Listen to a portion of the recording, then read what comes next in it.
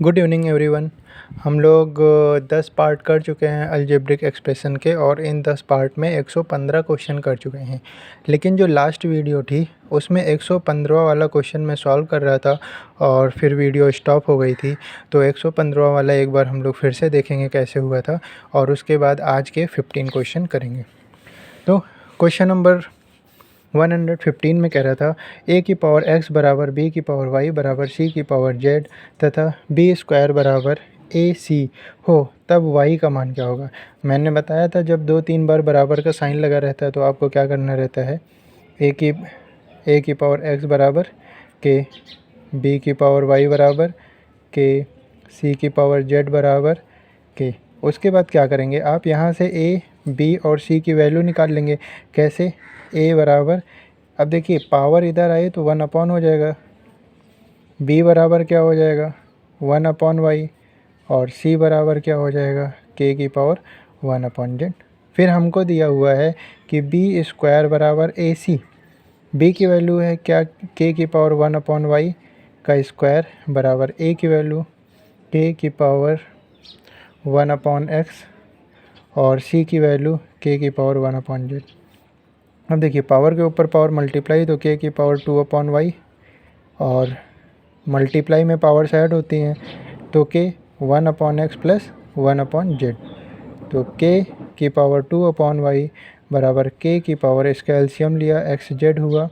यहाँ पे x है z नहीं है तो z प्लस यहाँ पे z है x नहीं है तो x, बेस बेस सेम तो कट गया, यानी आ गया हमारा 2 अपॉन वाई बराबर z plus x upon x Z. पर हमें y की वैल्यू पता करनी थी, y हमारा नीचे है, हमने रिवर्स कर दिया, उल्टा कर दिया, तो y अपॉन 2 बराबर यही हो जाएगा x Z upon X plus Z. y की वैल्यू निकालनी है, 2 को इधर भेज दीजिए, तो जब 2 उधर आया तो 2 X Y upon X plus Z y बराबर आ गया। तो यानी कि y की वैल्यू क्या आई 2xy upon X plus Z. तो यहाँ पे देखेंगे हम कौन सा आंसर सही होगा हमारा, तो हमारा ये डी ऑप्शन करेक्ट होगा, 2xy अपॉन में z प्लस एक्स। तो ये था क्वेश्चन नंबर 115। बात करते हैं नेक्स्ट क्वेश्चन की। क्वेश्चन नंबर 116 कह रहा है X square minus Y square minus 9z square plus 6yz is factorize as. मतलब हमको इसको फैक्टर करना है। हमने देखा यहाँ पे वाई स्क्वायर है, यहाँ जेड स्क्वायर है और यहाँ वाई जेड है, यानी ये एक फार्मूला बना रहा है। तो वही हमने किया, जो फार्मूला बना रहा था उसको एक पेयर में कर लिया। तो एक्स स्क्वायर था तो एक्स स्क्वायर, माइनस साइन था माइनस साइन लगाया। अब माइनस साइन लगाने के बाद अगर आप ब्रैकेट लगा रहे हैं तो मतलब यहाँ से जो टर्म थे वो अब अपोजिट साइन के साथ लिखे जाएंगे, क्योंकि आपने ब्रैकेट के बाहर माइनस साइन लगा लिया है। तो वाई स्क्वायर माइनस का था तो प्लस का, 9z स्क्वायर माइनस का था तो प्लस का, 6yz प्लस का था तो माइनस का। अब देखिए ये बन गया formula A square plus B square minus 2ab का। कैसे? देखिए ये हो गया y का स्क्वायर प्लस 3z का स्क्वायर और minus 2 into Y into 3z। तो A square plus B square minus 2ab किसका फॉर्मूला होता है a माइनस बी का, तो यानी y माइनस 3z का ये स्क्वायर हो जाएगा। अब देखिए ये इस तरह लिखा हुआ है X square minus Y minus 3z का होल स्क्वायर, यानी a square minus B square के फॉर्म में लिखा हुआ है। तो इसका फॉर्मूला होता है एक ब्रैकेट में a प्लस बी और एक ब्रैकेट में a माइनस बी। तो यानी कि एक ब्रैकेट में 3 को प्लस करा देंगे y माइनस 3z से और एक ब्रैकेट में x को माइनस करा देंगे y माइनस 3z से। तो x plus Y minus 3z और x minus Y minus 3z। क्यों? क्योंकि a square minus B square का फॉर्मूला होता है a plus B a minus B. तो ये ऐसे ही उतर गया, माइनस साइन अंदर मल्टीप्लाई हुआ तो x minus plus minus Y और माइनस माइनस प्लस 3z। तो ये फैक्टराइज होके ये आया। तो कौन सा ऑप्शन सही होगा? Option number C is correct. Next question दिया हुआ है question number 116, if a plus B is equal to 7 and A B is equal to 12 then find the value of a square plus B square. अब अगर आपको इसकी value पता करनी है तो आपको थोड़ा ये सोचना पड़ेगा कि हम ऐसा कौन सा फॉर्मूला लगाएं जिसमें a square plus B square आता हो। तो a प्लस बी का whole square A square plus B square plus 2ab देता है, जिसमें से आपको a प्लस बी की वैल्यू पता है, a b की वैल्यू पता है और ये वैल्यू तो आपको निकालना ही है। तो a प्लस बी की वैल्यू 7 थी, तो 7 का square a square plus B square plus 2ab की वैल्यू 12, तो 7 का square 49, a square plus B square निकालना था और 12 2 जा 24, ये इधर आएगा तो सब्ट्रैक्ट हो जाएगा तो 25, यानी a square plus B square is equal to 25 और option number B is correct. बात करते हैं नेक्स्ट क्वेश्चन की। नेक्स्ट क्वेश्चन हमारा कह रहा है इफ़ 5 की पावर x प्लस 1 प्लस 5 की power 2 minus x is equal to 5 की power 3 plus 1 then find the value of x। देखिए इम्पॉर्टेंट क्वेश्चन है, ध्यान दीजिएगा। ये जो 5 की पावर x लिखी हुई है, इसको हम x प्लस 1 लिखी हुई है, तो इसको लिख सकते हैं 5 की पावर x इंटू 5 की पावर 1। क्यों? क्योंकि मल्टीप्लाई में पावर ऐड होती हैं, तो ये x प्लस 1 प्लस ये है 5 की पावर 2 इंटू 5 की पावर माइनस x, इस तरह से ब्रेक कर सकते हैं, इज़ इक्वल टू 5 की पावर 3 यानी कि 125 और प्लस का क्या 1।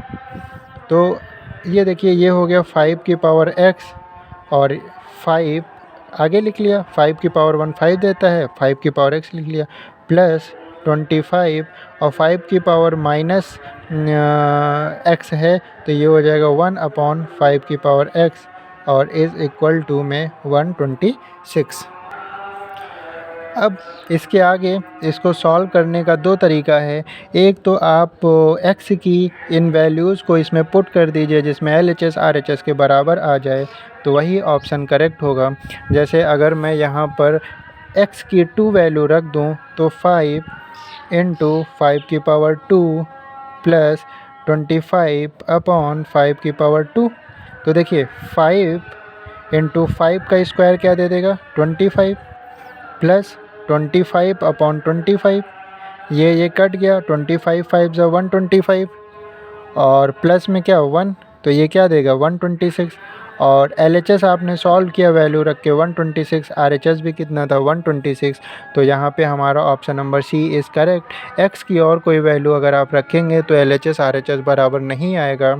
अब देखिए यहाँ के बाद अगर आप इसको कॉन्सेप्ट से करेंगे तो बहुत बड़ा क्वेश्चन हो जाएगा और अगर आप वैल्यू पुट कर देंगे ऑप्शन से तो हमारा बहुत ईजीली क्वेश्चन हो जाएगा। तो हमें क्वेश्चन ज़्यादातर कॉन्सेप्ट से नहीं, ज़्यादातर वैल्यू पुटिंग से सॉल्व करना चाहिए। तो आई थिंक आपको क्वेश्चन नंबर 118 समझ में आया होगा। उसके बाद बात करते हैं नेक्स्ट क्वेश्चन की। क्वेश्चन नंबर 119 कह रहा है if a minus B is equal to 4 and A B is equal to 21 find the value of a cube minus B cube. अब अगर आपको a cube minus B cube की value निकालनी है तो सोचना पड़ेगा कि कौन सा फार्मूला लगाएं।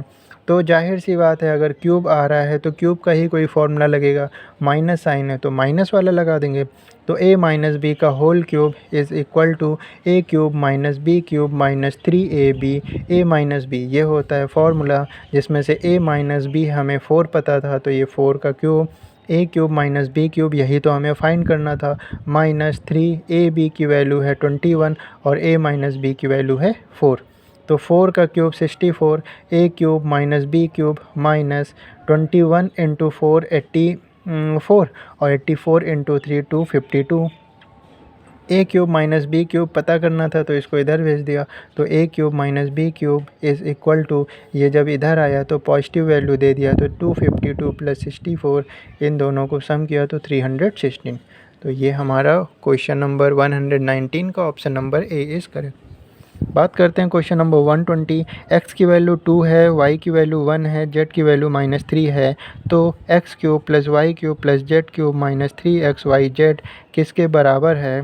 तो यहाँ पर हमने वैल्यूज़ को रख दिया, तो 2 का क्यूब प्लस 1 का क्यूब माइनस 3 का cube minus 3, 2 into 1 into minus 3, तो 2 का क्यूब 8, 1 का क्यूब 1, माइनस 3 का क्यूब माइनस 27 और माइनस माइनस प्लस 3 2 जा 6, 6 3 जा 18, तो 8 और 1 9 और 18 और 9 27, तो 27 माइनस 27 0, यानी कि क्वेश्चन नंबर 120 का option number D is correct. उसके बाद क्वेश्चन नंबर 121 इन्होंने दिया हुआ है यदि x बराबर 2/3 y बराबर 3/4 है तो x माइनस वाई की पावर -1 और x -1 माइनस वाई की पावर -1 के मध्य एक परिमेय संख्या है। यानी कि इन्होंने पूछा है कि रेशनल नंबर आपको बताना है इन दो नंबर्स के बीच का। तो पहले हमें ये तो पता चल जाए ये दो नंबर हैं क्या। तो देखिए x माइनस वाई की पावर -1 एक नंबर ये था, x की पावर -1 माइनस वाई की पावर -1 एक नंबर ये था। x की वैल्यू 2/3 पता थी, y की वैल्यू 3/4 पता थी। एलसीएम लेंगे 12 आएगा, यहाँ पर 3 तो 4 से मल्टीप्लाई यानी कि 8, यहाँ पर 4 3 ज़ा 12 यानी कि 3 से मल्टीप्लाई तो 9। हमारा आ गया -1/12 की पावर -1। हमने बताया था आपको अगर पावर -1 हो तो डिनोमिनेटर को आप ऊपर लिख दीजिए, न्यूमरेटर को नीचे लिख दीजिए, यानी कि रेसिप्रोकल कर दीजिए, तो जो पावर नेगेटिव होती है वो पॉजिटिव हो जाती है। तो वही हमने भी किया, न्यूमरेटर को डिनोमिनेटर में कर दिया, डिनोमिनेटर को न्यूमरेटर में। तो ये पहला नंबर हमें मिल गया -12। उसके बाद x की पावर -1 माइनस वाई की पावर -1, x की वैल्यू 2/3, उसकी पावर -1, y की वैल्यू 3/4, उसकी पावर -1। अब पावर को पॉजिटिव करना है तो अपोजिट कर देंगे, 3/2, ये 4/3, 2 और 3 का एलसीएम 6, यहाँ पर 3 से मल्टीप्लाई 6 करने के लिए तो यहाँ पे भी 3 से मल्टीप्लाई 9, यहाँ पे 2 से मल्टीप्लाई तो यहाँ पे भी 2 से, तो 8, तो 9 - 8 1/6। यानी कि हमें इन दो नंबर्स के बीच क्या पता करना है, रेशनल नंबर। इन दोनों के बीच हमें क्या पता करना है, रेशनल नंबर। और रेशनल नंबर को ही तो परिमेय संख्या बोलते हैं। तो देखिए, अगर दो संख्याओं के बीच रैशनल नंबर पता करना होता है तो वो होता है a + b/2। यानी कि अगर आपके पास दो नंबर हैं a और b और इनके बीच का रेशनल नंबर पता करना है तो दोनों को ऐड करके 2 से डिवाइड कर दीजिए। तो मतलब -12 + 1/6, इन दोनों नंबर्स को ऐड किया, 2 से डिवाइड किया। अब देखिए इसके डिनोमिनेटर में 1 है, 1 और 6 का एलसीएम लिया 6, यहाँ पे 6 करने के लिए 6 से मल्टीप्लाई, तो 12 6 ज़ा 72, तो -72। यहाँ पे ऑलरेडी 6 है तो किसी से मल्टीप्लाई नहीं होगा, और इसके अपॉन में 2। अब देखिए 2 का डिनोमिनेटर 1 है, तो हमने बताया था पहला चौथे से, दूसरा तीसरे से मल्टीप्लाई होता है। तो ये सॉल्व हुआ, -72 + 1 -71 दिया, और 6 2 ज़ा 12, तो -71/12। तो हमारा option number B is correct.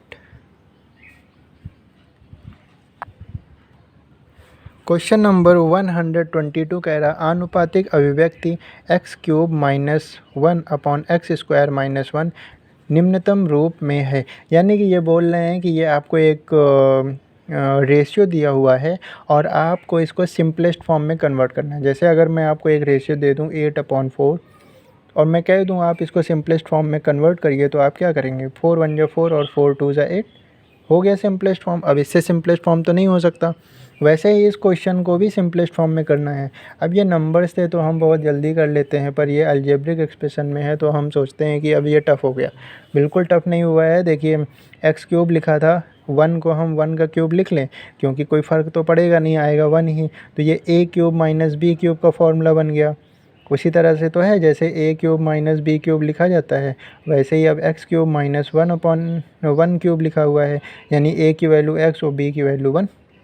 तो a³ - b³ का फॉर्मूला होता है a - b a² + b² + ab, और ये a² - b² का फॉर्मूला बन रहा है। तो एक ब्रैकेट में ऐड करके लिख दो इन दोनों को, एक ब्रैकेट में सब्ट्रैक्ट करके लिख दो। तो ये देखिए एक ब्रैकेट में सब्ट्रैक्ट करके, एक ब्रैकेट में ऐड करके, ये और ये कट गया और ये हो गया इसका सिंपलेस्ट फॉर्म। तो ये ऑप्शन नंबर डी में दिया हुआ है, तो ऑप्शन नंबर डी हमारा करेक्ट हो जाएगा। उसके बाद ये क्वेश्चन दिया हुआ है 123, इंपॉर्टेंट क्वेश्चन है। इन्होंने कहा a² - b² का मान क्या होगा। तो देखिए a² - b² का मतलब होता है a - b a + b। ठीक, a की वैल्यू है 2 - √5/2 + √5 और माइनस b की वैल्यू है 2 + √5/2 - √5। यहाँ पे a यानी कि 2 - √5/2 + √5 प्लस b यानी कि 2 + √5/2 - √5 ये दिया हुआ है। अब देखिए इनका एलसीएम लेंगे तो क्या आएगा, a plus B A minus B यानी A square minus B square यानी 2 का स्क्वायर माइनस का 5 का स्क्वायर। अब देखिए यहाँ पे 2 प्लस रूट 5 है, 2 माइनस रूट 5 नहीं है, तो यहाँ पे 2 माइनस रूट 5 से मल्टीप्लाई, तो 2 माइनस रूट 5 था और 2 माइनस रूट 5 से मल्टीप्लाई यानी 2 माइनस रूट 5 का स्क्वायर, माइनस साइन तो लगा दिया। यहाँ पे 2 माइनस रूट 5 है, क्या नहीं है 2 प्लस रूट 5, तो यानी कि 2 प्लस रूट 5 था और एक 2 प्लस रूट 5 और मल्टीप्लाई हो गया तो उसका स्क्वायर, ये हो गया। इनको देख लेते हैं, इसमें भी वही चीज़ एक बार ऐड करके लिखी है, एक बार सब्ट्रैक्ट करके लिखी है, तो यानी a plus B A minus B उसका फॉर्मूला होता है ए स्क्वायर और माइनस बी स्क्वायर। यहाँ पे 2 प्लस रूट 5 है, क्या नहीं है 2 माइनस रूट 5, तो ऊपर मल्टीप्लाई होगा, तो 2 माइनस रूट 5 ऑलरेडी था और एक 2 माइनस रूट 5 और आ गया, तो ये 2 माइनस रूट 5 का स्क्वायर बन जाएगा। उसके बाद प्लस ऐसे ही यहाँ पे 2 प्लस रूट 5 का स्क्वायर बन जाएगा। अब इसी को सॉल्व कर लेंगे, आंसर आ जाएगा। तो देखिए ये a माइनस बी का होल स्क्वायर क्या होता है, A square plus B square minus 2ab, और यहाँ पे a प्लस बी का होल स्क्वायर, तो A square plus B square और प्लस 2ab ये दे देगा, और इसके डिनोमिनेटर में 2 का स्क्वायर 4 माइनस रूट 5 का स्क्वायर 5, तो ये वाला है। उसके बाद यहाँ पे अगर हम बात करें तो 4 यहाँ a माइनस बी का होल स्क्वायर लगा देंगे, तो 4 प्लस 5 और माइनस 4 रूट 5 प्लस 4 प्लस 5 और प्लस का 4 रूट 5 होगा। a प्लस बी का होल स्क्वायर लगाया, फॉर्मूला ही खोल रहे हैं और कुछ नहीं कर रहे हैं, और 4 माइनस 5, तो ध्यान से समझिए बहुत इजी क्वेश्चन है। 4 5 9, जो हो गया 9 माइनस 4 रूट 5, ठीक है, माइनस साइन था, 4 5 9 और minus plus minus 4 root 5 upon में -1 दे दिया। यहाँ पे देखते हैं क्या हुआ, 4 5 9 4 5 9 9 9 18 हो जाएगा, ये और ये कट गया और नीचे क्या आ गया -1, क्योंकि 4 में से 5 गया -1।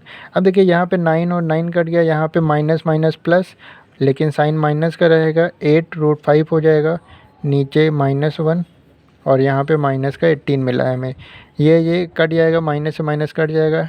उसके बाद यहाँ पे हो गया है अब ये प्लस, यानी कि 8 रूट 5 और माइनस का 18, ये दोनों आपस में मल्टीप्लाई हैं तो प्लस माइनस माइनस, 18 8 जा 80 64 के 4 86 लाठी का 8 से 14 रूट 5, यानी हमने सॉल्व किया तो हमारा क्या आया -144 रूट 5, और ऑप्शन नंबर ए करेक्ट है। तो आपने देखा कि कुछ ज़्यादा टफ नहीं था, बस थोड़ा सा सॉल्व करना पड़ा था और बहुत जल्दी हो जाता है ये सॉल्व, इतना टाइम भी नहीं लगता है। बात करते हैं नेक्स्ट क्वेश्चन की, 124 की।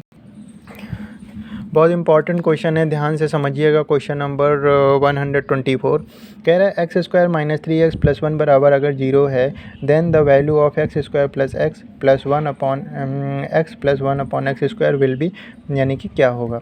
तो देखिए हमारा तो ये दिया हुआ है, और क्या कहते हैं, आइए सॉल्व करते हैं। देखिए यहाँ पे हमने देखा 1 अपॉन एक्स के फॉर्म में भी है और एक्स के फॉर्म में भी है, तो इसको भी हमने एक्स के 1 अपॉन एक्स के फॉर्म में बदलने की कोशिश की। कैसे बदलने की कोशिश की, हमने क्या किया, जितने भी टर्म थे सबको एक्स से डिवाइड कर दिया। बहुत इंपॉर्टेंट क्वेश्चन है, ध्यान से समझिएगा। ये कट गया, यहाँ पर आ गया एक्स, ये कट गया, यहाँ पर आ गया -3, और ये हो गया 1 अपॉन एक्स बराबर किसके, 0 के। तो यानी हम कह सकते हैं एक्स प्लस 1 अपॉन एक्स बराबर ये उधर गया 3 के, तो x प्लस 1 अपॉन एक्स की वैल्यू कितनी आ गई, 3।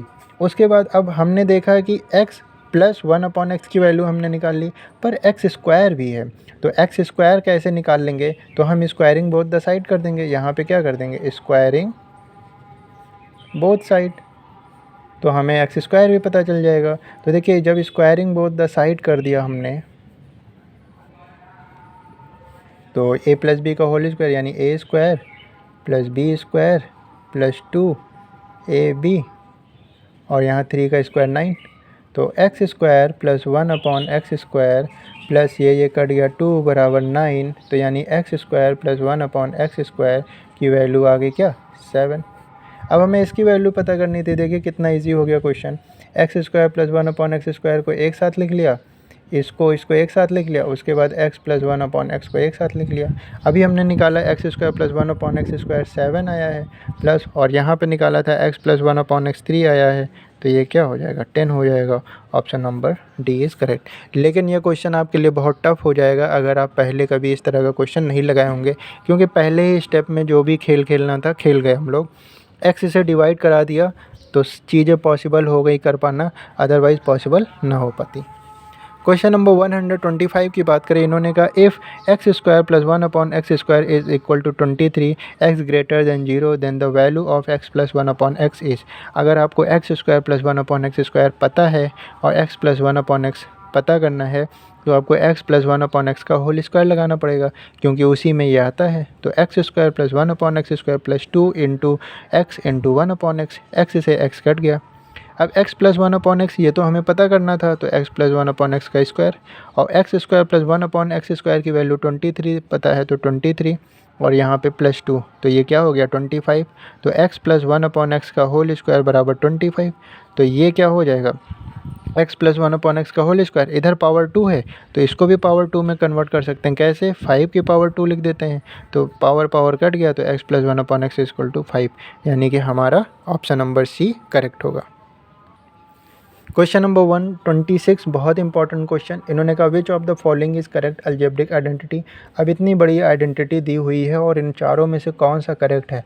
कॉन्सेप्ट से लगाएंगे कभी नहीं लगा पाएंगे, लगाते रह जाएंगे और टाइम बहुत सारा लग जाएगा। लेकिन एक तरीका है जिसको हम लोग मुश्किल से 30 सेकंड में लगा सकते हैं।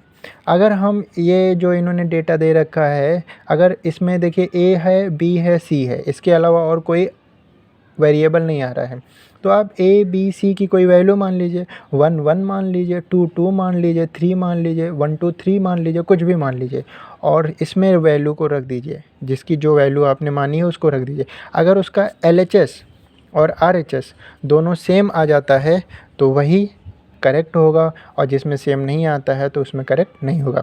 जैसे मैंने मान लिया a की वैल्यू 2, b की वैल्यू 2, c की वैल्यू 2, वैल्यूज़ मान ली हमने।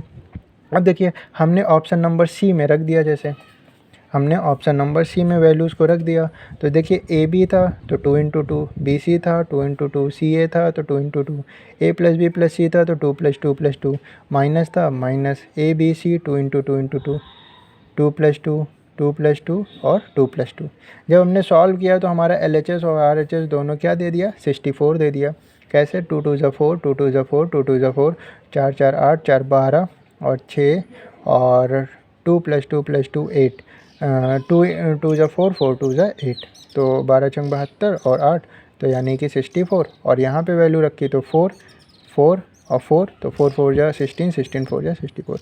LHS RHS केवल एक ही देगा, 4 में से केवल एक ही बराबर आएगा, तो और वो C आएगा। तो ये बहुत अच्छा क्वेश्चन है, वैल्यू पुटिंग से बहुत इजी हो गया, कॉन्सेप्ट से तो ये बहुत बड़ा जाएगा। बात करते हैं 127। इन्होंने भी कहा यही कि which of the following is correct algebraic identity. Same चीज़ करेंगे, हम वैल्यू पुट करेंगे। एक बात हमको वैल्यू पुट करते समय ध्यान देनी चाहिए। अगर आप सेम वैल्यू मान लीजिए, जैसे हमने यहाँ पे 2 2 2 मान लिया, देखिए वैल्यू मानते समय कुछ चीज़ें ध्यान रखनी चाहिए। अब अगर आप सोचिए यहाँ पे भी आप 2 2 2 मान लेते तो 2 माइनस 2 0, तो ये 0 दे देता, 2 माइनस 2 0 तो ये दे देता, 2 माइनस 2 0 तो ये भी 0 हो जाता, क्योंकि मल्टीप्लाई। तो कुछ ऐसा मानिए कि जिसमें 0 ना बन पाए, 0 बनने की पॉसिबिलिटी बहुत कम हो। अब यहाँ पे इसीलिए हमने वैल्यू को चेंज कर लिया, 1 मान लिया, 2 मान लिया, 3 मान लिया, तो अब हमारा 0 नहीं बनेगा। और उसके बाद इन चारों में रखा, तो जब हमने इन चारों में रखा तो हमें बी ऑप्शन जो है वैल्यू रखने के बाद बी ऑप्शन में हमें LHS और RHS दोनों सेम मिला, तो हम कह सकते हैं बी ऑप्शन करेक्ट है। जब ए की वैल्यू 1, बी की वैल्यू 2 और सी की वैल्यू 3 रख दी हमने इसमें, तो ये देखिए बी सी था तो 2 इंटू 3, बी माइनस सी था तो 2 minus 3, plus C A 3 into 1, C minus A 3 minus 1, A B 1 into 2, A minus B 1 minus 2, और माइनस ए माइनस बी यानी 1 minus 2, B minus C 2 minus 3, C minus A 3 minus 1। 3 2 जा 6, 2 में से 3 गया -1, plus 3 1 जा 3, 3 में से 1 गया 2, 2 1 जा 2, और 1 में से 2 गया -1। यहाँ पे आते हैं, माइनस साइन लगा था, -1 देगा, 2 -1 देगा, और ये 2 दे दिया। -6 हो गया, +6 हो गया, -2 हो गया, यहाँ minus minus plus, plus minus minus, और 2 1 जा 2, 2 1 जा 2, दोनों तरफ -2 दे दिया, LHS RHS बराबर हो गया। तो हमारा ऑप्शन नंबर बी यहाँ पे करेक्ट होगा और पहले वाले में ऑप्शन नंबर सी करेक्ट होगा। बात करते हैं क्वेश्चन नंबर 128 की। देखिए x² - 4x + 1 = 0 दिया हुआ था, वो कह रहा था x³ - 1/x³ क्या होगा। तो अभी मैंने बताया कि यहाँ पे x की ज़रूरत पड़ रही है और 1/x की ज़रूरत पड़ रही है, और हमारे पास तो x और 1/x दोनों दिख नहीं रहे। अभी हमने क्या किया, x से डिवाइड करा दिया। जब x से हमने डिवाइड करा दिया तो एक हमें मिल गया x + 1/x, और ये कट जाएगा और उधर में क्या 4। तो अगर x + 1/x = 4 मिल गया आपको, तो x³ - 1/x³ पता करना था। तो ये तो इसमें आएगा, x - 1/x के होल क्यूब में ये तो आएगा, x³ - 1/x³ -3 × x × 1/x और x - 1/x। तो आपको तो x - 1/x चाहिए था, लेकिन आपका x + 1/x आया है, इसकी वैल्यू 4 आई। तो इसको भी निकालने का तरीका है कि x - 1/x का होल स्क्वायर बराबर होता है x + 1/x का होल स्क्वायर, और माइनस में क्या 4, ये होता है। अब देखिए आपको इसकी वैल्यू क्या पता है 4, तो 4 4 जा 16, और 16 में से 4 गया तो 12, तो यानी x - 1/x का स्क्वायर बराबर 12। तो ये क्या हो जाएगा, ये आपका, अगर जब यहाँ से स्क्वायर रूट हटाएंगे तो x - 1/x √12 आ जाएगा। ये बात समझ में आ गई होगी आपको। अब यहाँ पे वैल्यू रख दीजिए √12 का क्यूब, ये तो आपको पता ही करना था, x³ - 1/x³, ये कट गया -3, और इसकी वैल्यू √12। अब देखिए 12 का क्यूब यानी कि ये हो जाएगा 12 ठीक है। क्यों, क्योंकि ये देखिए √12 क्यूब का मतलब यही तो होता है। ये क्या दे देगा, 2 बार रूट के अंदर की चीज़ मल्टीप्लाई होगी तो वो एक बिना रूट वाला नंबर दे देगा, और ये रह गया, ये इधर आ जाएगा तो प्लस हो जाएगा, क्या हो जाएगा 3 √12 और बराबर x³ - 1/x³। तो हमें पता ही करना था, 12 और 5 कितना हो जाएगा, सॉरी 12 और 3 कितना हो जाएगा 15। देखिए तो ये हाँ 15 हो गया, 15 √12 = x³ - 1/x³। अब देखिए आप कहेंगे आंसर नहीं आया, क्योंकि √12 कहीं है ही नहीं, √3 है या 26 या 52 है।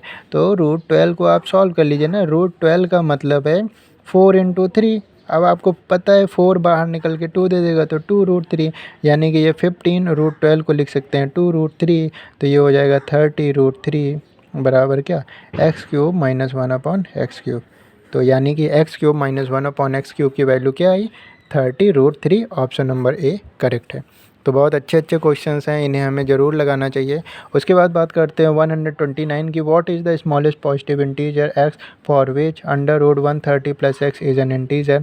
देखिए ये कह रहे हैं √130 + x लिखा हुआ है, आप इसको इसमें x की कुछ ऐसी वैल्यू रख दीजिए कि ये रूट हट जाए।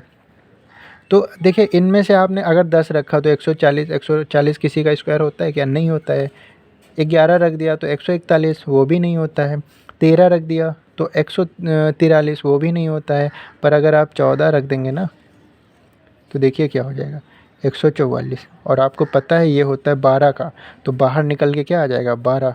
तो ये देखिए ये आपको एक पॉजिटिव इंटीजर दे दिया कि नहीं, तो यानी कि यहाँ पे option number D is correct. Option से वैल्यू ही तो रखनी थी। उसके बाद सॉल्व द फॉलोइंग इक्वेशन, इस इक्वेशन को सॉल्व करिए, देखिए क्या आएगा। तो इस इक्वेशन को कैसे सॉल्व कर सकते हैं, ब्रैकेट सॉल्व करिए, 6 पंचे 30x हो गया, माइनस साइन था, 6 चौक 24 हो गया, 16 16 16 16 32 16 43 16 चौक 64 16 पंचे 80x हो गया, और ये क्या हो गया 16 हो गया। अब देखिए 30x बड़ा है कि 80x बड़ा है, 80x बड़ा है तो इनको इधर आना पड़ेगा, 30 वाले को इधर। तो जब ये इधर आएंगे तो ये इधर जाएंगे, तो -24 -16 हो जाएगा, इधर हो जाएगा 80x - 30x। इन दोनों का सम किया, माइनस माइनस प्लस, 20 30 40 आ गया, और इधर इनको सब्ट्रैक्ट किया तो 50x आ गया, 0 से 0 कट गया, x की वैल्यू आ गई -4/5। तो -4/5 बी में है, यानी हमारा बी करेक्ट होगा। तो इस तरह से हम लोग ने आज 15 क्वेश्चन और लगा लिए। तो अलजेब्रिक एक्सप्रेशन में हम लोग 130 क्वेश्चन लगा चुके हैं और हम लोग को 150 क्वेश्चन लगाना था। 2 लेक्चर और लेंगे अलजेब्रिक एक्सप्रेशन का और हम लोग इस चैप्टर को कंप्लीट करेंगे। जैसा कि आपको पता है अलजेब्रिक एक्सप्रेशन पढ़ते पढ़ते हम लोग साइंस में पहले चैप्टर में कुछ याद करने वाली चीज़ें रोज़ देखते रहते थे, जिससे कि जब पहला चैप्टर पढ़ें तो काफ़ी चीज़ें हमें याद हो, क्योंकि पहले चैप्टर में मैक्सिमम लर्निंग वाली ही चीज़ें हैं। तो आइए कुछ चीज़ें और देखते हैं जो हमें याद करना चाहिए। इससे पहले वाली क्लास में मैंने आपको ये से याद करवा दिया था, विटीकल्चर, पिसीकल्चर, मोरिकल्चर, ये सब। आज कुछ विशेष कृषि क्रांतियों के बारे में जान लेते हैं। जैसे हरित क्रांति। तो हरित यानी कि हरा, और हरी चीज़ें क्या होती हैं, खाने से रिलेटेड जो भी साग सब्जियाँ होती हैं ये सब हरी होती हैं। तो ये हरित क्रांति किससे संबंधित है? खाद्यान्न उत्पादन से संबंधित है। उसके बाद बात करते हैं श्वेत क्रांति। यानी सफ़ेद, सफ़ेद क्या होता है? दूध। तो श्वेत क्रांति किससे रिलेटेड होगी? दूध से। उसके बाद पीली क्रांति, जो तिलहन होती है या जो दालें होती हैं वो पीली होती हैं। तो ये पीली क्रांति किनसे संबंधित है? तिलहन उत्पादन से संबंधित है। नीली क्रांति, मछलियाँ नीली होती हैं। तो ये नीली क्रांति किससे संबंधित है? मत्स्य उत्पादन से। बात करते हैं गुलाबी। प्याज आप देखते हैं या झींगा देखते हैं तो वो कैसा होता है? गुलाबी रंग का होता है। यानी गुलाबी क्रांतियाँ क्या है? गुलाबी क्रांति क्या है? वो प्याज या झींगा के उत्पादन से संबंधित है। लाल क्रांति, तो मांस हो या टमाटर हो दोनों ही कैसे होते हैं? लाल होते हैं। तो लाल क्रांति मांस या टमाटर के उत्पादन से संबंधित है।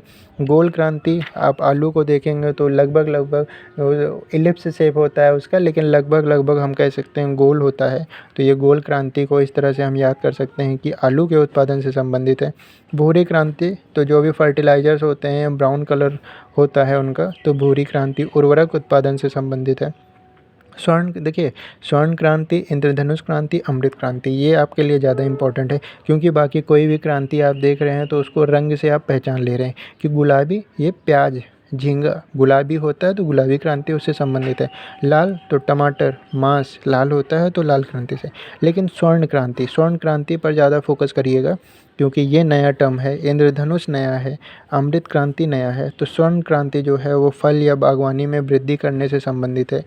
रजत क्रांति, तो देखिए जो आप अंडा लेते हैं या पोल्ट्री का उत्पादन जहाँ पे होता है तो अंडे का जो छिलका होता है या जब छिलका हटाते हैं तो जो अंडा होता है वो रजत यानी कि थोड़ा सा सिल्वर जैसा रंग होता है उसका।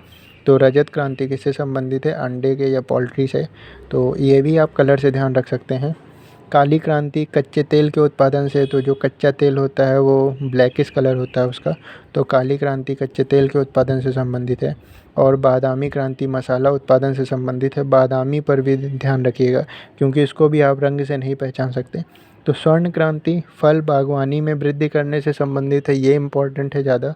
इंद्रधनुष क्रांति, तो कृषि के सभी क्षेत्र में उत्पादन में वृद्धि जो है वो इंद्रधनुष क्रांति से संबंधित है। काली क्रांति कच्चे तेल हो गया, बादामी मसाला उत्पादन, और अमृत क्रांति नदी जोड़ो परियोजना, मतलब कि कई नदियों को एक में जोड़ना, वो किससे संबंधित है? अमृत क्रांति। तो आप ध्यान रखिएगा, स्वर्ण क्रांति, इंद्रधनुष, बादामी और अमृत क्रांति। एक बार फिर से देख लेते हैं। स्वर्ण क्रांति किससे संबंधित है? फल या बागवानी में वृद्धि। इंद्रधनुष क्रांति कृषि के सभी क्षेत्र के उत्पादन में वृद्धि। और अमृत क्रांति नदी जोड़ो परियोजना से संबंधित है। और बादामी क्रांति ये मसाला उत्पादन से संबंधित है। तो इनको भी आप याद कर लीजिए। अगली क्लास में हम लोग कुछ और चीज़ें देखेंगे जो पहले चैप्टर में याद करने वाली चीज़ें हैं। Okay, thank you class.